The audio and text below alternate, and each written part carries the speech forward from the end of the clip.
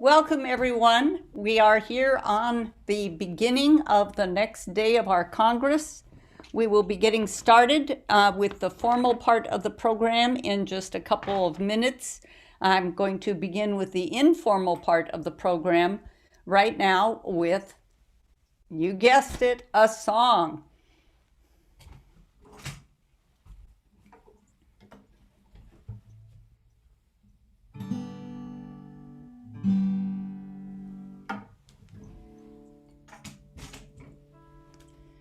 We're gonna keep on moving forward. Keep on moving forward. Keep on moving forward. Never turning back. Never turning back. We're gonna work for peace and justice. Now you're all muted, but you can sing along. Work for peace and justice. Work for peace and justice. Never turning back.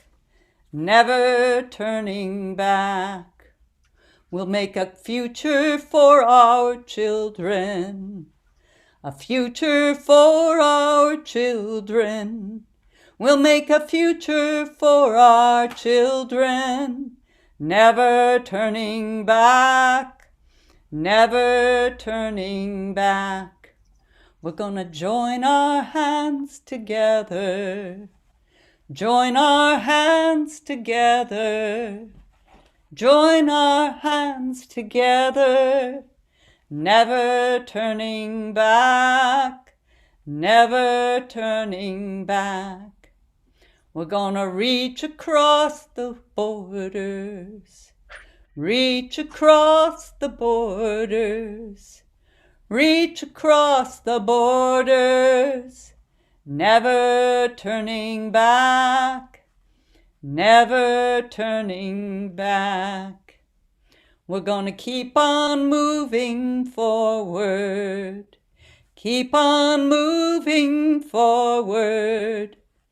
Keep on moving forward, never turning back, never turning back. So thank you all. It's my sometimes visible and sometimes invisible pleasure to welcome you all to this gathering of the Women's International League for Peace and Freedom 34th Triennial Congress. And to get us started here today, I'm going to read some opening words. And I want to acknowledge and thank Rowan Fairgrove for her major assistance and nearly 100% creation of these wonderful words.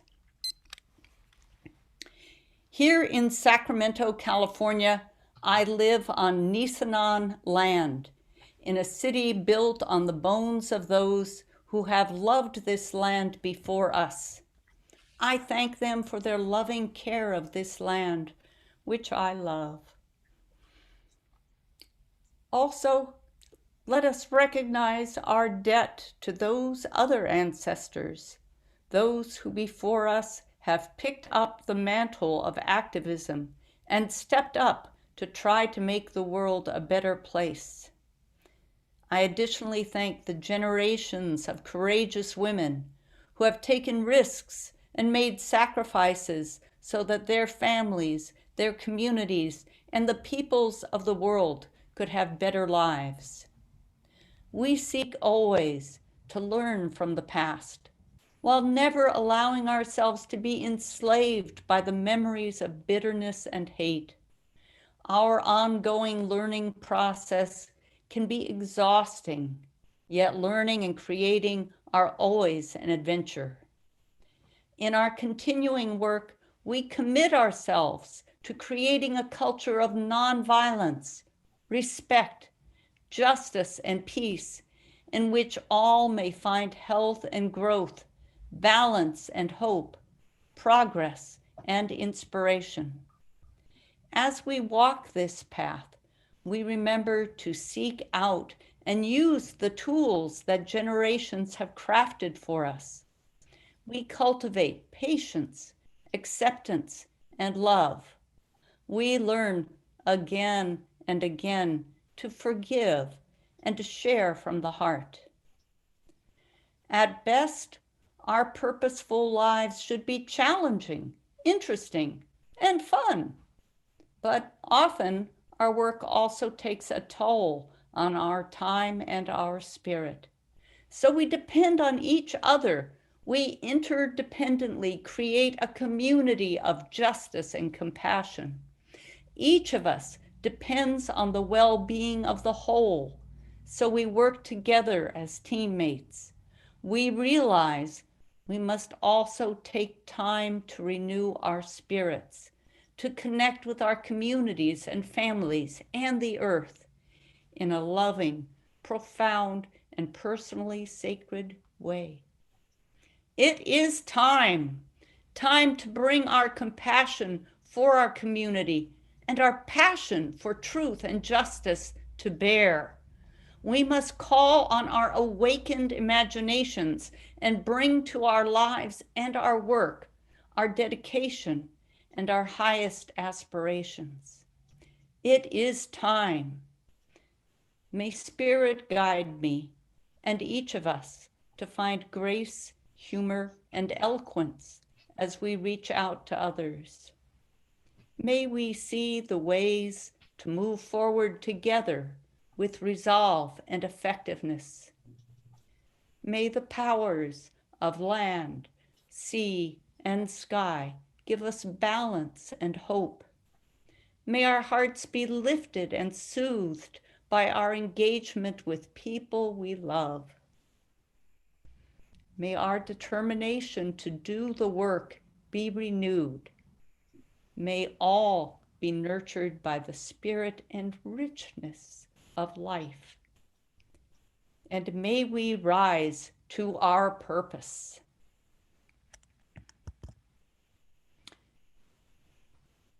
So those words which Rowan helped me craft really will be echoed in what I have to say in the few minutes I have for what is a kind of a keynote speech for our Congress. I want to say that Reverend Theo Harris, who is coming up in another hour or so, is going to also offer a keynote speech for us. And I want to acknowledge that she and many of our other speakers have devoted far more reflection and thought to meaningful directions for us. So please take in what all have to share.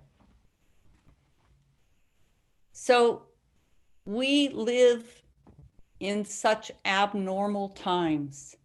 These are abnormal times for so many reasons. Everyone is familiar with the effects of the pandemic. And then we have so many crises. The disturbing aspect of our crises today is that so many of them are human caused. In many ways, the pandemic itself is human caused due to the terrible mistakes that have not prevented the pandemic from spreading wider. So we have multiple crises, the environmental crisis, the economic crisis, we have a housing crisis, we have a political crisis as right-wing extremism spreads around the planet. And these crises are leading to multiple kinds of trauma in people's lives, hurt and pain that tend to harden people, to damage people, to wound and scar them. Let us be aware of the widespread trauma and bring kindness into what we do. It's up to us in these times, at this time, to make sense of our future and to find our will for what we want to incarnate in our future. It is a choice that we make when we put our will into action. And I am calling on all WILPFers to look at the urgency of these times and to apply our will in the best ways that we can. And one way to do that is to work effectively in coalition with our allies. We are not alone in this work.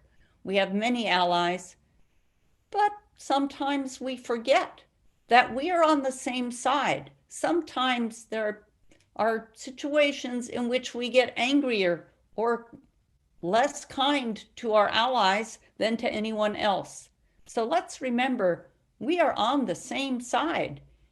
Regardless of the mistakes we make along the way, we can be generous with each other in addressing our mistakes.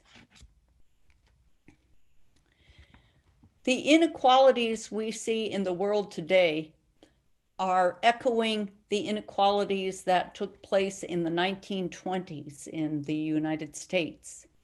And at that time, FDR stepped up and took historic action, powerful action to change the lives of many working people for the better. Why did he take that action? Was it because he was a kind and generous rich man? No. He took action because the people made him take action. Just as in more recent times, former President Obama said to us, "Make me do it." And he's right. We have to make them do it because they won't do it on their own. So who made FDR take action? Well, I like the quote from Richard Wolff, who does the Economic Update. He talked about a coalition of communists, socialists, and unionists who pushed to make change then. Now, back then, Willfers were part of that coalition of communists, socialists, and unionists.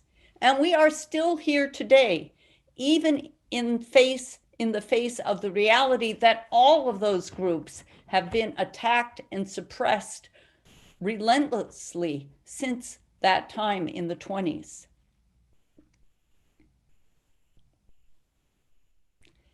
So now we are looking forward to another time where we are called to unite in strong coalition.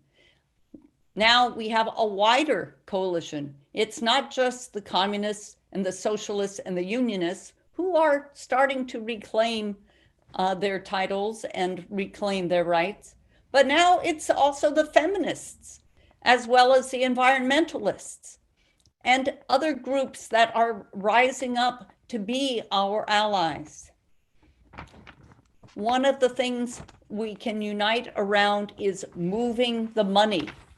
We can no longer afford to pour millions and billions and trillions of dollars into a bottomless hole of the defense budget, so-called defense, the military budget. We need that money now. We need that money to restore the environment, to build affordable housing, to, of course, replace all that infrastructure that can be done much better this time around, if we make them do it, if we make us do it. And the trauma of these times, the fires in California, Oregon, the Northwest, Canada, Turkey, Greece, the flooding, the torrential rains in Japan, so many of these climate-related disasters are creating such trauma. And of course, those disasters are combining with the many other unnatural disasters. So we need money to help address the challenges people face because they are so traumatized. So moving the money is one of the primary focuses of WILPF at this time. Of course, everyone in WILPF knows we have many, many focuses.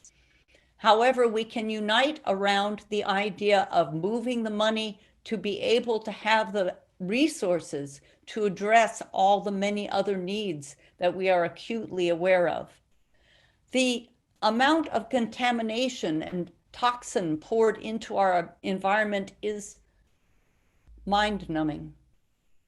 We need the money to address that. here where I live in Sacramento, we have the 6th worst air quality in the nation, and that's before wildfires. Over 20% of all children in Sacramento develop asthma in connection with that air quality. In other cities, people may not be aware as much of the devastating effects of the increasingly dirty air, the air that the polluting industries treat as their dumping ground. So I talk about working in alliances. In order to work effectively with others in alliance, we first have to take care of ourselves. These are difficult times with many challenges, and I'm going to remind us of things that we all already know but don't always remember. One basic thing is to remember what we have learned from the past, to remember the models we have from the past and the tools that we carry on and the history that can teach us so much. And then, even harder than remembering for many of us is take breaks, know your own limits, and be ready to acknowledge them. It does none of us good for us to work ourselves into a state of exhaustion, because I tell you, tomorrow there's going to be another crisis, and we have to have reserves of energy to face it. And one of the most fundamental aspects of self-care is caring for others, because we are all combined together in this whole undertaking.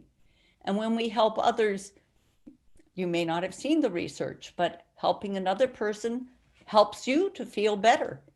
These days, depression alone can be crippling, and yet helping another person is a way to feel better about yourself and the world. So I will just briefly wrap up to remind us of what WILPF has going on. Right now, we in WILPF have an ever-increasing and more effective communications network, our e-newses and our e-alerts. I hope people will read them. We are looking at a new website coming up in September. It's going to take a lot of participation from WILPF members to make it as effective as it can be. So I hope you'll consider that maybe you would like to get some simple, basic website training. We have to pay attention to what assets we have. As we offer our labor and our leadership for WILPF, let's take stock of what our personal assets are that we can realistically offer to the organization.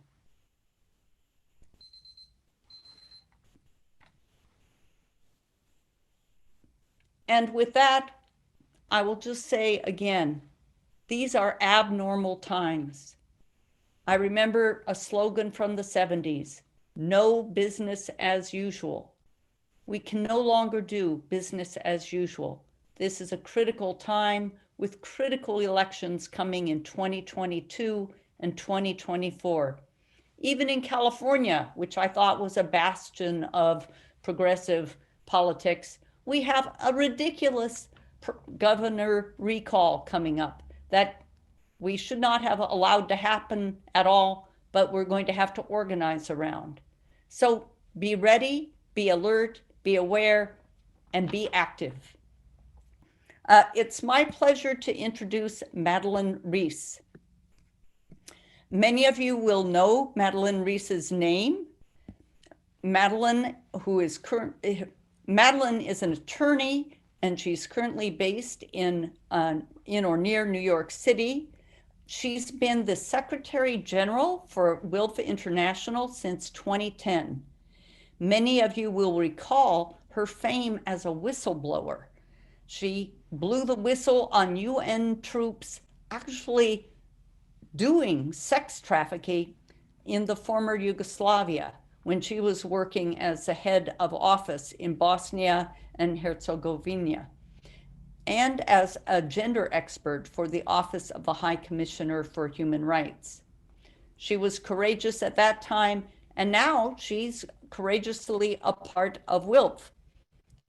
She was, from September 2006 to April 2010, the head of the Women's Rights and Gender Unit, and in that position and in her role as Secretary General, she's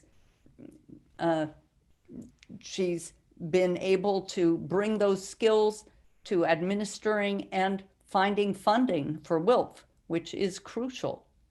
Her successful efforts with major government and foundation funders have helped WILPF International to expand from a shoestring operation to now an annual budget of over $7 million.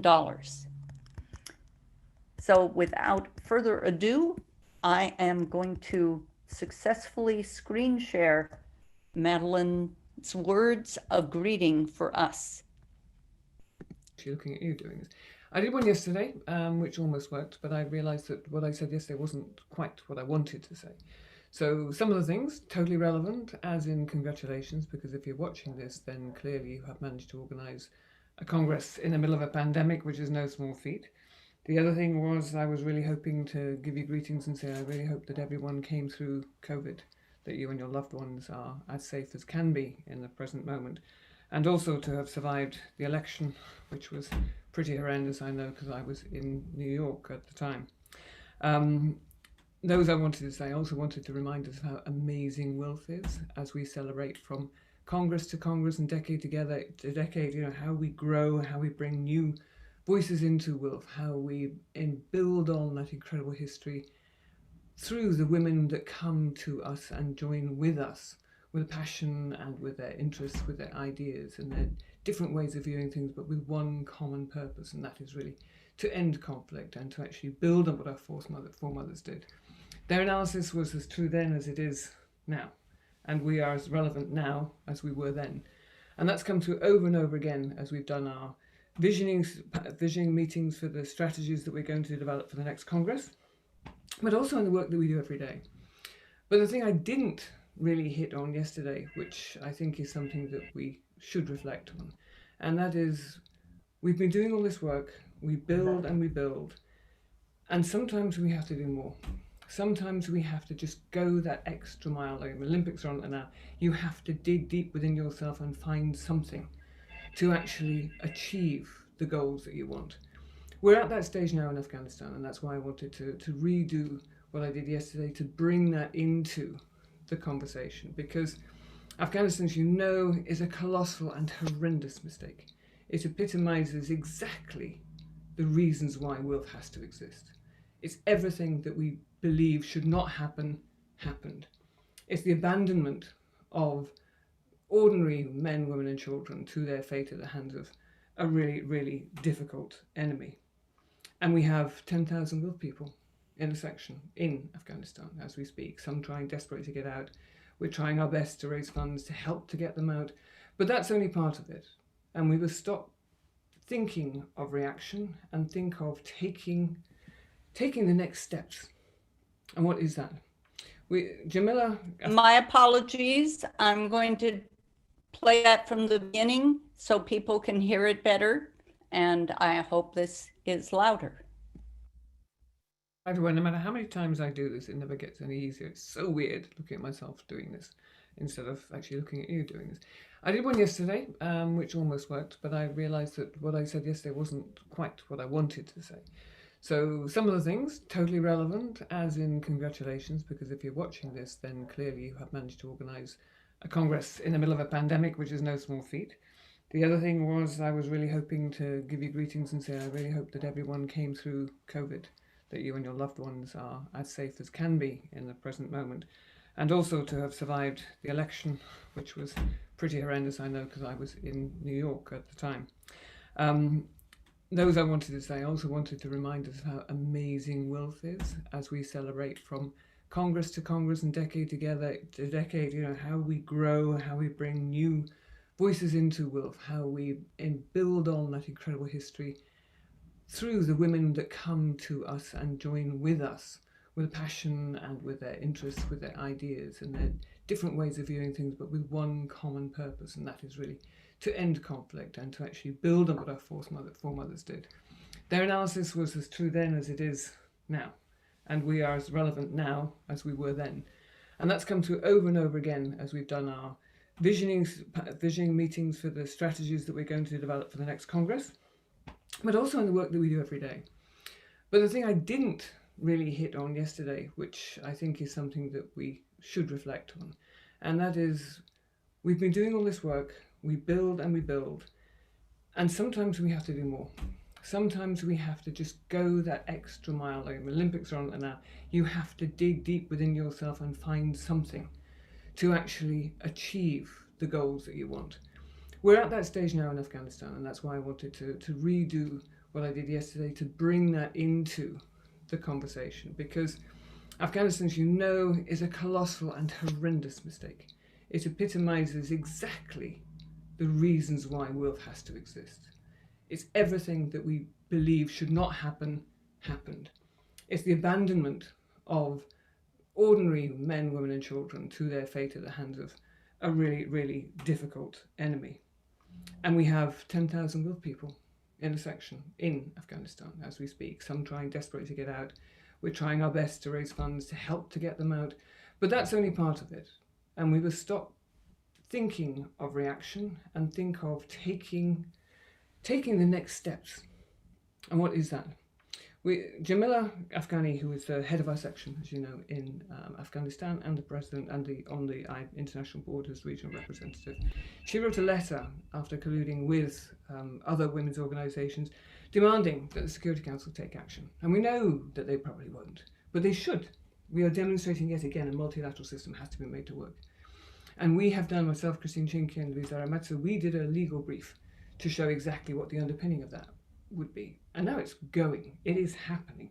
We have got the SG's office, we have member states, we have the head of DPPA, we have UNAMA informed. We had a briefer today going into the Security Council to speak to the need to do this. We have got the elders involved, we have the Nobel laureates involved, we have other INGOs who are now looking to us to work with us to see what can be done. This is a moment, this is one of those moments where we really have to show what WILPF can do. We can show that our analysis is the one that if they did it the way that we have been saying for over 100 years, we could have peace. People could realize what they want to do in their lives, and we needn't ever look again to militarized security as being not just the cause of so many of the conflicts that we have, but absolutely not a solution. So as you go into your Congress for the next few days, online, offline, reflect on what we can do. Follow us and build with us what it is that we can do. Because obviously the United States has a huge role in what went wrong, in the start, in the middle, and the ending. And we want that ending to be better than it is now. So all best wishes for the Congress. I wish you really good, fascinating debates and passion and real analysis of what we're going to do and how we're going to do it. Not just for Afghanistan, but this is the beginning of a change. We need to get ahead of the dynamics of the political situations that we find ourselves. We need to be ahead with our analyses and understanding of what women, peace and security really means, what it means to end militarism, what it means to disarm, what it means to achieve feminist peace. So good luck, enjoy, and I look forward to hearing back how it all went. And I understand that the sound was not very loud. That's as good as it gets, folks. So with those thoughts from Madeleine in mind, and I'm certainly agree we want to have our strongest analysis, it's my pleasure to introduce some of our national board members and national steering committee members. And do we have Jan Quarterman ready to get started? Jan Quarterman, unmute yourself, please. And Jan Quarterman is our national treasurer, and she will talk to you a little about the kinds of things that excite her about being a board member and doing the work she does.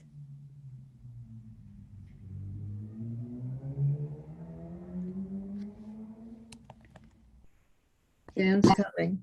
Ah, there it is. Yeah, thank you. Thanks, Darien and Ellen, and thank you everybody for being here.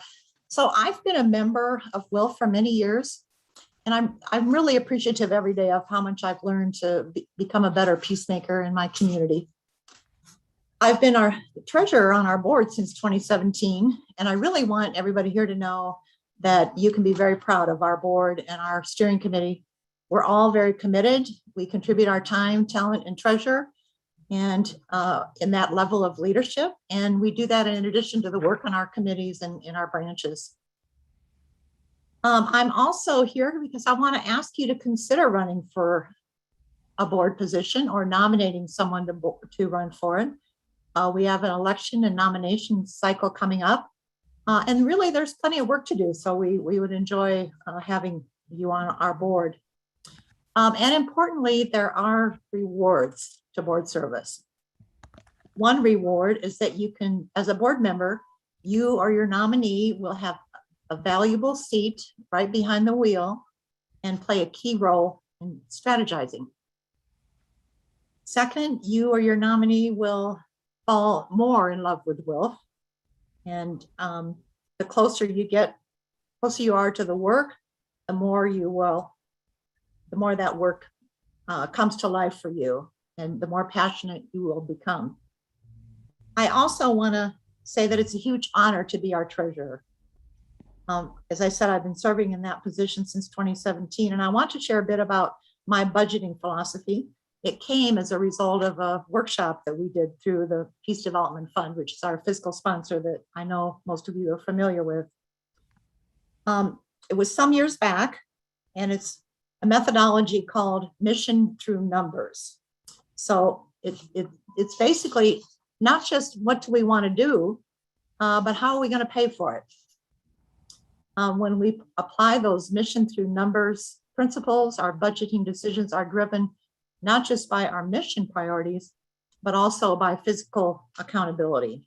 And that last one, I think, requires us to be certain that we're fiscally responsible, not just to those that we're serving now, but to those that come after us, because we want to carry on this work long after we serve on the board.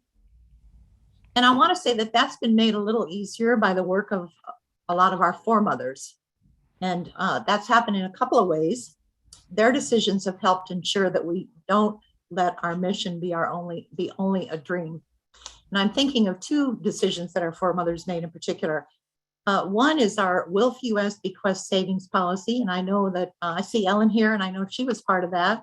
And I'm sure others of you were too, that I don't happen to know, but that was formed in 2007. And there's been a couple of updates since then. And it's probably due for another minor update, but it's very important. And here's what it states.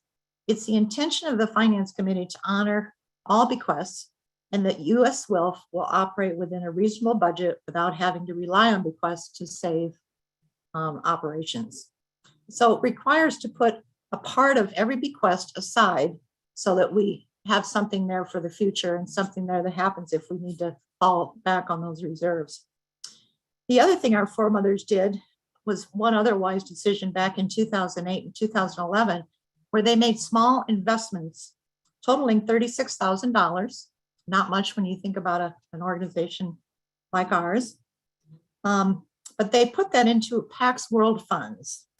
And that particular investment is called the Global Women's Leadership Fund.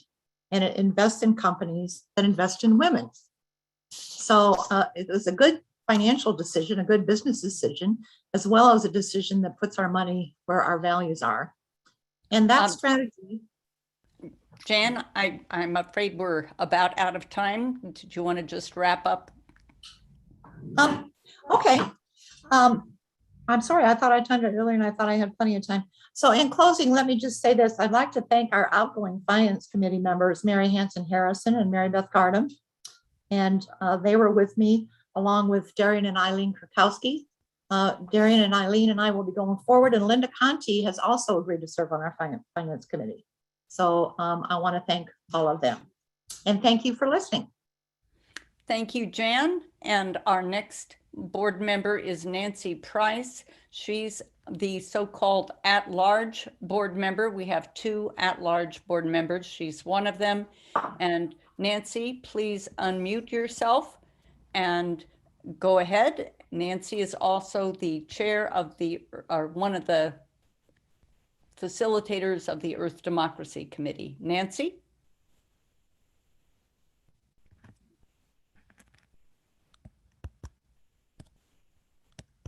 Are you with us, Nancy? Well, while we're waiting for Nancy to manifest, I'd like to next announce Ellen Thomas. Ellen Thomas is our personnel chair, and many of you know that she's also one of the co-chairs of the Disarm Committee, and she's one of the core members of the Congress Technology Team, and we really rely on her. Ellen, you're on. Thank you very much, Darien, and I apologize to Nancy. I was supposed to make her co-host and didn't do it quickly enough, and I will try to do better. I have been co-chair of the Disarm End Wars Committee for the past 15 years, thanks in large part to Carol Erner, whom I miss enormously. Currently, the other co-chairs are Robin Lloyd and Cheryl Spencer. And believe me, it takes 3 co-chairs in order to make the Disarm Committee function as well as it does. And I am very grateful to both of them for their wonderful work. Another thing that I've been doing is working more and more with social media. And I want to thank Michael Ippolito, who has been so good at trying to get us all more knowledgeable and functional on Twitter and Facebook and so forth. And I'm a videographer, and I have filmed several WILPF triennial congresses, and I traveled around the country filming speakers and places and people and all over the place for several years before COVID. And so I became very excited about YouTube as a way for us to share the lives and work of people all over the country, and set up a YouTube channel for WILPF US. And we are looking for people to subscribe to the WILPF US YouTube channel. Once we have 100 people subscribed, I think it's close to 60 now. Once we have 100 people, then we can change the name of the channel to WILPF US. So that would be very helpful to have you subscribe. And it's a place where we are not only recording videos that are provided from branches and at various events, but it's also a place where you can share videos that other people are doing. And you can do that through contacting me. I can make that happen, putting them on the playlists that we have. So I encourage you to go to the WILPF US YouTube channel and the Facebook page, and particularly WILPF Smart. If you haven't joined WILPF Smart, that is a blog for WILPF members, and it's a wonderful place for people to share information, photographs, and videos, and announcements, and reports. And more and more people have joined it. And during the Hiroshima Nagasaki weeks, there were a number of people who shared photographs and stories. And we thank you very much. Well, thank you, Ellen. And I appreciate your sticking in there on the time. And Nancy, you can now unmute yourself and tell us about your work with the board and with Earth Democracy. Janet Slaughter. I think I've done that. Can you hear me? Now we can. Okay, great. I'm appreciative of being asked to talk a little bit about my roles with respect to National WILPF. So there are 2 things I'm going to be discussing. first ConPro, which is the Congress Programming Committee, who designed this Congress. We've been meeting at least bi-weekly for 13 months now, and recently we've been meeting every Saturday to prepare for this Congress. The committee consists of our past president, Mary Hanson Harrison, who is the Congress coordinator, Robin Lloyd, Laura Dewey, and me. And Darien has provided helpful guidance and tips along the way. We began with a different idea for Congress than Congress typically looks like. The pandemic provided us, oddly, with an opportunity that since we have to meet virtually, and that means more members than usual can attend, we began with the idea that we would highlight the work of branches in addition to spending time on the national program as represented by our issue committees. I think the past 4 days have confirmed our excitement about that approach. These sessions have shown how resourceful and ingenious our members are, as we have listened to them to describe their work on building branches, on Peace Camp, and on efforts to meet the needs of unhoused people. Just some of the kinds of necessary work that social justice demands. My other role that puts me sort of on the board and sort of not is that I am US WILPF's representative to the International Board. I've been in this role for 3 years as of this month. If you don't know, our constitution that changed in 2018 divided up the world into 6 regions, and we now have a representative from each region and an alternate. And one of the regions is, get ready for this, the Americas. Beatrice Schultes is the representative and I'm her alternate. I want to point out that next Saturday, not tomorrow, but the following Saturday at 4:50, there is a session featuring Beatrice, who will speak for a few minutes on the lingering effects of colonialism in our lives and take questions and have a discussion. And then we will transition into a discussion of what's going on with WILPF International, the 2 of us. And there may be a couple of other international guests, we don't know for sure yet. So here are the important things to highlight. International Congress is coming up next year in July 2022, and it too will be virtual. This means, again, that a lot more people can participate. There's always a new WILPF program introduced at Congress. So a program is now being designed for 2022 to 2025. Members and sections can and should contribute to both the contents of International Congress and to determining what the next 3-year program should include. Along these lines, I invite you to review the Constitution and bylaws of International WILPF to see which changes you think ought to be made, if any. This is a little hard to find. International WILPF website has recently been redesigned, and that hasn't made it easier to find things. You will have to, once you get in through My WILPF, join My WILPF, get a password, and then you're going to have to type in Constitution in order to see the Constitution. But I want you to review it. Also, the International Secretariat has hired consultants who are contacting sections to solicit ideas. You are going to be hearing about this very soon after our Congress is over. Please take part and be ready to contribute. Thank you. Thank you, Jan. And E.T., if you would please co-host Cricket so she can unmute herself, or maybe one of us can unmute her. In fact, I am asking her to unmute now, but that may not work. So, oh, there it goes. Okay. Thank you. Well, I just want to share with people and this in some ways builds on what Janet was both saying and encouraging all of us to do. My responsibility is to be the link or the I guess link's a good idea, good word, between our section, the United States, and our region, the Americas.